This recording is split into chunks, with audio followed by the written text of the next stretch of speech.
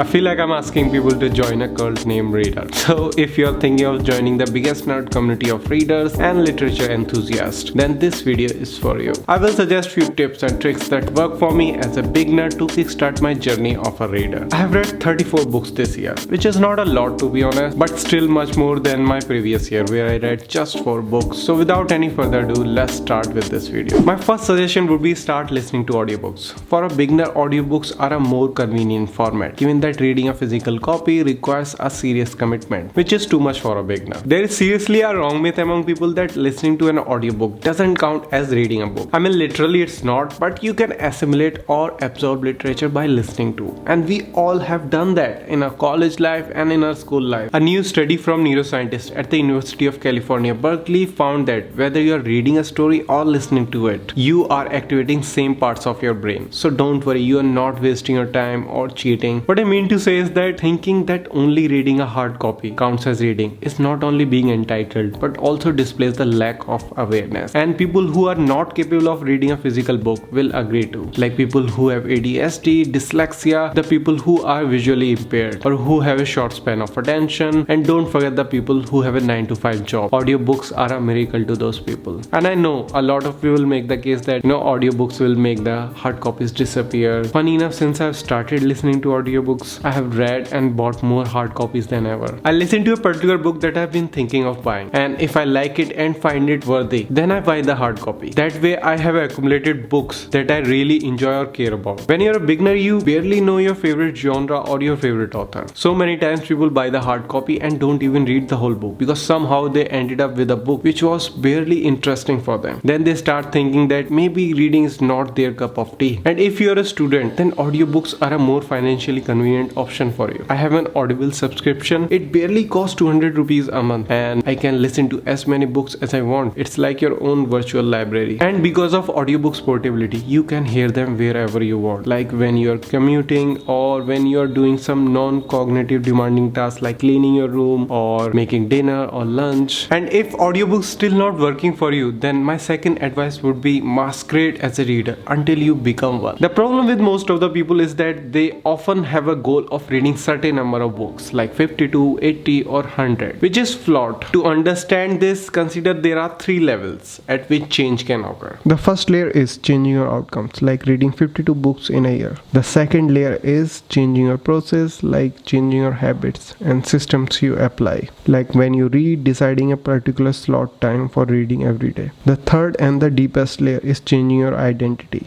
like changing your beliefs, your worldview, your self-image. The problem is the direction of change. Many people begin the process of changing by focusing on what they want to achieve, like I want to read these many books. This leads to outcome-based habits. The better way is to build identity-based habits. With this approach, we start by focusing on who we wish to become. The goal is not to read a book. The goal is to become a reader and adopt the beliefs that drive the reader. Like a reader would always make time to read a book every day. A reader would always be excited to read and have several books on one's wish list. A reader wouldn't care about the medium of consuming literature as long as he or she gets to listen to a good story. A reader might read several books simultaneously if a book is getting too monotonous. If none of the above options works for you, then I suggest resorting to the philosophy of digital minimalism. This might sound a little too extreme, but it works seriously well. So what I'm trying to suggest is for you to delete all your social media apps like Facebook, Instagram, Snapchat, whatever you scroll through unintentionally whenever you seek entertainment. Let me make it clear, I don't want you to quit all these social media apps. I just want you to delete all these social media apps from your smartphones. That way they can't dominate your life wherever you go. You can access them through your laptop at least for a month. Once you do this, you will feel astonishing increment in your free time so that you would be able to get some reading done. In the beginning, you will definitely feel some withdrawal symptoms. You wanna check up your phone every now and then, but after a week or two, it will all go away. Dumb down your smartphones. Keep a book by your side. Get a subscription to any audiobook service. So when you do check up your phone, it will be for listening to some audiobook. I also realized if you wanna read just for the sake of reading, you will definitely struggle to read books. It's not good enough of a reason. Think about it. I wanna read because the more meaningful the reason is, the more diligent you would be towards reading. I think all these notions really helped me as a beginner, and I hope these tips and tricks helps you to become a reader. That was it guys for this video. As always, thank you for watching. See you in the next one.